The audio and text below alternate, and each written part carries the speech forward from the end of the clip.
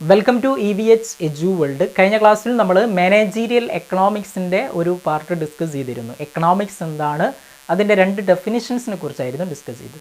ഇന്നത്തെ ക്ലാസ്സിൽ നമ്മൾ അതിൻ്റെ ബാക്കി വരുന്ന പാർട്ടാണ്, അതായത് ഗ്രോത്ത് ഡെഫിനിഷനെ കുറിച്ചും സ്കേഴ്സിറ്റി ഡെഫിനിഷൻസിനെ കുറിച്ചുമാണ് ഡിസ്കഷൻ നടത്തുന്നത്. അപ്പോൾ നമുക്ക് നേരെ ക്ലാസ്സിലേക്ക് പോകാം.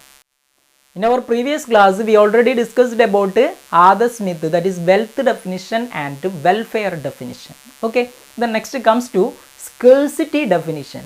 Scarcity definition given by ആരാണ്? Lionel Robbins. സ്കേഴ്സിറ്റി ഡെഫിനിഷൻ നൽകിയിട്ടുള്ളത് ലയണൽ റോബിൻസ് ആണ് നൽകിയിട്ടുള്ളത്. ദാറ്റ് ഈസ് അദ്ദേഹത്തിൻ്റെ പുസ്തകത്തിൻ്റെ പേരെന്താണ്? Nature and significance of economic science. Okay, nature and significance of economic science എന്ന് പറയുന്ന പുസ്തകത്തിലാണ് അദ്ദേഹത്തിൻ്റെ ഡെഫിനിഷൻ നൽകിയിട്ടുള്ളത്. ഈ ഒരു ബുക്സ് പബ്ലിഷ് ചെയ്യുന്നത് 1932 പബ്ലിഷ് ചെയ്ത nature and significance of economic science എന്ന് പറയുന്ന ബുക്കിലാണ് അദ്ദേഹം ഡിഫൈൻ ചെയ്തിട്ടുള്ളത്. ഡെഫിനിഷൻ എന്താണെന്ന് നോക്കാം. Economics is the science which studies human behaviour as a relationship between ends and scarce means. Okay, ഇവിടെ എന്താണ് എക്കണോമിക്സ് എന്ന് പറഞ്ഞു കഴിഞ്ഞാൽ it is the science which studies human behaviour. Okay, human ബിഹേവിയറിനെ കുറിച്ച് പഠിക്കുന്നതാണ്. ഹ്യൂമൻ ബിഹേവിയറിനെ കുറിച്ച് പഠിക്കുന്ന സയൻസിനെയാണ് എന്ത് പറയുന്നത്? എക്കണോമിക്സ് എന്ന് പറയുന്നത്. As a relationship between, okay, എന്തുമായിട്ടാണ് ബന്ധപ്പെടുത്തിക്കൊണ്ടാണ്? Ends and scarce means. Ends എന്ന് പറയുന്നത് എന്താണ്? വാൺസ് ആണ്, നമ്മുടെ ആഗ്രഹങ്ങളെക്കുറിച്ചാണ് എൻഡ്സ് എന്ന് പറയുന്നത്. ദെൻ സ്കേഴ്സ് മീൻസ് എന്ന് പറഞ്ഞു കഴിഞ്ഞാൽ ഇവിടെ അർത്ഥം എന്താണ്? റിസോഴ്സസ് എന്നുള്ളതാണ് അർത്ഥം. ഓക്കെ, അപ്പോൾ ഇവിടെ എന്താണ് വരുന്നത്? Relationship between wants and scarce resources which have alternative uses. ഒരുപാട് ഉപയോഗങ്ങളുള്ള അൾട്ടർനേറ്റീവ് യൂസസ് ഉള്ള വിഭവങ്ങൾ, ദുർലഭമായ, സ്കേഴ്സ് എന്ന് പറയുന്നത് ദുർലഭമായ വിഭവങ്ങളും അതേപോലെ തന്നെ അത് നമ്മുടെ ആവശ്യങ്ങളും അതിനെ ബന്ധപ്പെടുത്തിക്കൊണ്ട് പഠിക്കുന്നതിനെയാണ് എന്ത് പറയുന്നത്? ഇവിടെ എക്കണോമിക്സ് എന്ന് പറയുന്നത്. ഓക്കെ, അതാണ് ഇവിടെ സ്കേഴ്സിറ്റി ഡെഫിനിഷനിൽ ഉൾപ്പെടുത്തുന്നത്. അപ്പോൾ സ്കേഴ്സ് മീൻസ് ആണ് ഇവിടെ അർത്ഥമാക്കുന്നത് സ്കേഴ്സിറ്റി ഡെഫിനിഷൻ എന്നതുകൊണ്ട്.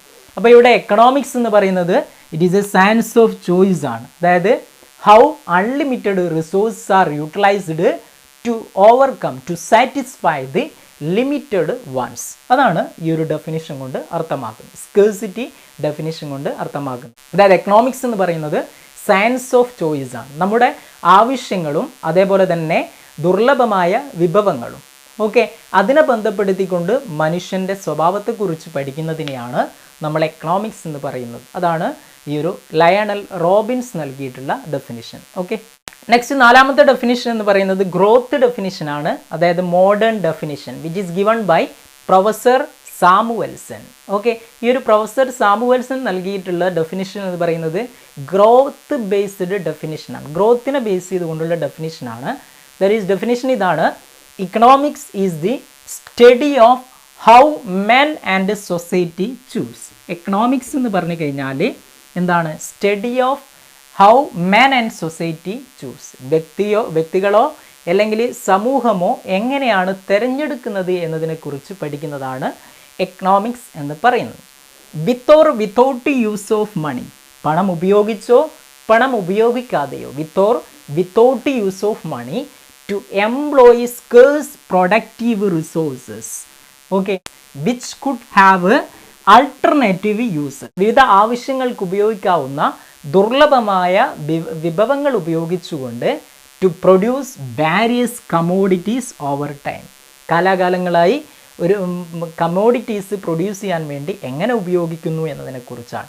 And distribute them for consumption now and in the future among various people and group of society. അതേപോലെ തന്നെ ആ ഒരു ഉൽപ്പാദിപ്പിക്കുന്ന വിഭവങ്ങളെ എങ്ങനെയാണ് വിതരണം ചെയ്യുന്നത് എന്നതിനെക്കുറിച്ചുമാണ് ഇതിൽ പഠിക്കുന്നത്. അതായത് ഇവിടെ സാമുവൽസൺ ഡിഫൈൻ ചെയ്തിട്ടുള്ളത് എങ്ങനെയാണ്? വ്യക്തികളോ സമൂഹമോ പണം ഉപയോഗിച്ചോ പണം ഉപയോഗിക്കാതെയോ ദുർലഭവും വിവിധ ആവശ്യങ്ങൾക്ക് ഉപയോഗിക്കാവുന്നതുമായ വിഭവങ്ങൾ ഉപയോഗിച്ചുകൊണ്ട് കാലാകാലങ്ങളായി എങ്ങനെ സാധനങ്ങൾ ഉൽപ്പാദിപ്പിക്കുന്നു, അതേപോലെ തന്നെ അവ എങ്ങനെ വിതരണം ചെയ്യുന്നു എന്നതിനെക്കുറിച്ച് പഠിക്കുന്നതാണ് ഇവിടെ ഗ്രോത്ത് എക്കണോമിക്സ് എന്ന് പറയുന്നത്. അതാണ് ഗ്രോത്ത് ഡെഫിനിഷൻസിൽ പറയുന്നത്. അപ്പോൾ ഒന്നുകൂടെ നോക്കുക. Economics is the study of how men and society choose with or without use of money to employ scarce productive resources which could have alternative uses to produce various commodities over time and distribute them for consumption now and in the future among various people and group of society.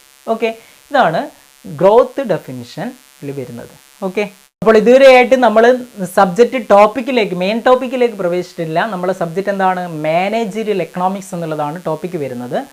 അപ്പോൾ അതിന് മുമ്പായിട്ട് നമ്മൾ economics എന്താണ്, അതിൻ്റെ definitions എന്താണ്, 4 definitions പറഞ്ഞു. Economics എന്താണെന്നുള്ളതും നമ്മൾ പറഞ്ഞു. എക്കണോമിക്സ് എന്ന് പറഞ്ഞു കഴിഞ്ഞാൽ എന്താണ്? സോഷ്യൽ സയൻസ് ആണ്.